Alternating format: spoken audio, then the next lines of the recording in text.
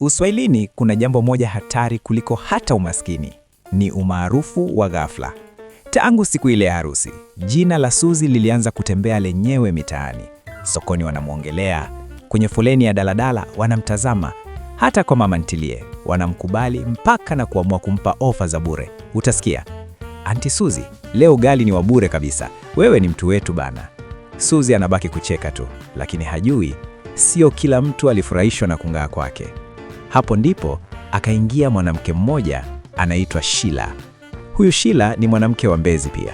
Mzuri, mvaa poa, mdomo mtamu mbele ya watu, yani ana maneno ya asali haswa. Lakini moyoni mwake ana sumu kali sana ya kimya kimya. Na muhimu zaidi, Sheila alikuwa akimtamani Kasim kimahusiano toka kitambo. Lakini vipi kwa upande wa huyo Kasim? Macho yake tayari yalikuwa yanaanza kumfuata Suzi bila yeye kujua. Yaani tangu siku ile ya harusi alivyosimama kidete kwa ajili yake. Basi Kasim kuna namna anaanza kumfikiria kila wakati. Anatabasamu tu. Sheila sasa akaanza kazi yake taratibu. Zikaanza fitna za chini chini. Kwa Mama Pinda. Mama Pinda, huu mguu ni wako leo. Nimekutafuta sana lakini unajikuta uko busy mtu mzima wewe. Mama Pinda. Kwa hiyo nijianike tu hapa ndani kwangu? Kodi utanilipia wewe? Hebu ongea kilichokuleta bana. Tusiharibiane siku na kichogo chako kama behewa la SGR. Nisikize we mama. Mimi sijaja hapa kwa ugomvi, lakini nimekuja na jambo muhimu sana kwenye maisha yako. Upo? Na wanasema kikulacho kinguoni mwako.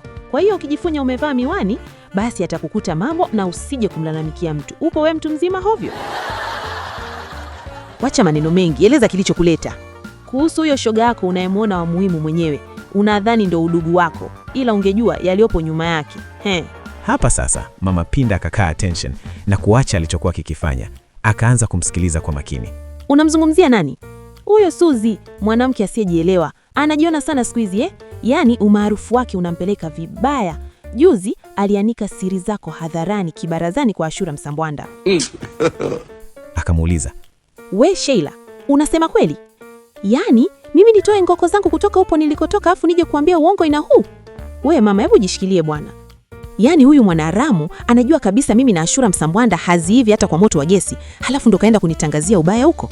Aise, huyu mshenzi atanikoma, yaani nakufa naye haki ya Mungu.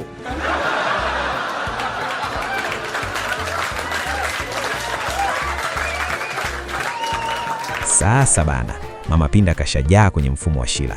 Hapa mbona patachimbika aise. Yaani Mama Pinda kampania Suzi mithili ya nyama ya kuku kwenye kikaangio. Kama ilivyo Uswahilini, mjumbe hauawi, ila mjumbe huyu ni mnafiki na mchonganishi aise. Okay. Safari yake haikukoma hapo. Sasa kahamia kwa majirani. Nyie mnamzungumzia bure huyo mwanamke. Mnamjua kweli huyo? Watu wanabadilika bana wakipata jina. Sasa hivi amekuwa ruba kwa ganda wa watu. Yaani ukimwona tu usicheke naye, atapita na mumeo hivi hivi huku unajiona. Yule mwanamke ni nyoka mwenye sumu kali. Yaani Sheila kaamua kusambaza ubaya, kafika mpaka kwa Kasim. Akamvizia jioni akijifanya ana huruma na upendo.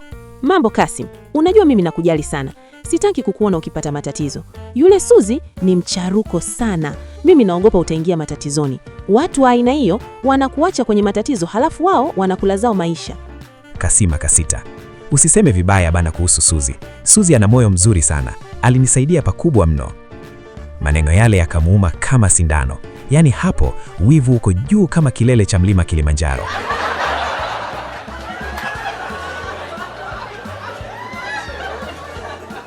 Waswahili wanasema, ukiona cha nini, wengine wanajiuliza watakipata lini. Sasa bana, wakati huo huo, mtu mwingine akaanza kumtazama Suzi kwa macho tofauti kabisa. Alikuwa ni Bwana Kidevu, mfanyabiashara mdogo wa mtaa, mwenye pesa kidogo na kiburi kingi. Alimuona Suzi pale sokoni akicheka na watu. Akajisemea, huyu mwanamke ana nguvu sana ya watu, yaani nahisi kabisa ndani ya moyo wangu atanaifaa. Wakati huo, Suzi hana habari kabisa kama sumu ishaenea kwenye baadhi ya mitaa. Hata kwa shoga yake mkubwa Mama Pinda tayari kushawaka moto na muda wowote kutalipuka. Yeye yuko bizi na shughuli zake nyingine. Si unajua tena, kapata jina, basi vitenda vidogo vidogo havichezi mbali na yeye. Leo kaitwa Temeke, kesho kaitwa Tegeta, kesho kutwa kaitwa Ubongo, Mtondoa kaitwa Sinza, yani hata muda wa kupiga stori na shoga yake akakosa kwa kipindi fulani. Hivyo maneno hakuyapata bado. Sasa bana, Bwana Kidevu akaanza kumletea Suzi zawadi zisizoombwa. Anampa airtime, mango, ahadi hewa zisizotimizwa. Lengo ni kumuingiza kwenye mfumo, lakini sio kwa Suzi huyu. Akamkatalia kata. Sina time na mambo ya kishua bwana. Halafu wanaume wafupi sio type zangu kabisa. Yaani mtu nimekuzidi urefu, utaweza kweli kunibeba wewe? Suzi ana maneno makali sana, na wakati mwingine anakuuma mpaka unahisi kutapika nyongo yani. Na hii ndiyo sababu kila mwanamume aliyekataliwa hugeuka adui wa kimya. Sasa bana, picha la Kihindi linaendelea Uswahilini. Yaani Mbezi nzima imechangamka, na safari hii sijui nani atatoka kwenye hili varangati aisee. Usiku mmoja sasa, fitna zikakutana. Sheila na Bwana Kidevu, wote lugha yao ni moja, kumchafua Suzi. Siku hii asubuhi na mapema, mtaa mzima ulikuwa unazungumza. Suzi naye ana kiherehere sana. Anatembea na wanaume za watu. Anatumia umaarufu vibaya.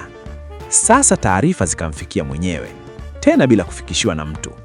Suzi akasimama katikati ya mtaa. Macho yake hayacheki leo. Yaani kavimba uso na kiunoni kafunga kibwebwe. Utamtaka? Leo hakuna cha nani wala nani. Hakwenda mishemishe. Alidhamiria kuikisha aswa. Nyie washenzi wa huu mtaa, nimevumilia umbea wenu, nimechoka. Na leo, nitasafisha kila mpuuzi. Ghafla ikasikia sauti ya Mama Pinda. Ehe, tena bora umejileta we mwanamke dera usiyedoa kufua nguo za ndani. Yaani nina hamu na wewe kudadeki. Na leo utanieleza chanzo cha wewe kuanika siri zangu kibarazani kwa Ashura Msambwanda. Hapa sasa, Suzi kapata mshtuko kidogo. Kesi ishakuwa ngumu hii jamani. Mimi mwenyewe msimuliaji, kijasho chembamba kinanitoka. Maana hili varangati la hapa. Huku mpande wa Kasim kasimama pembeni.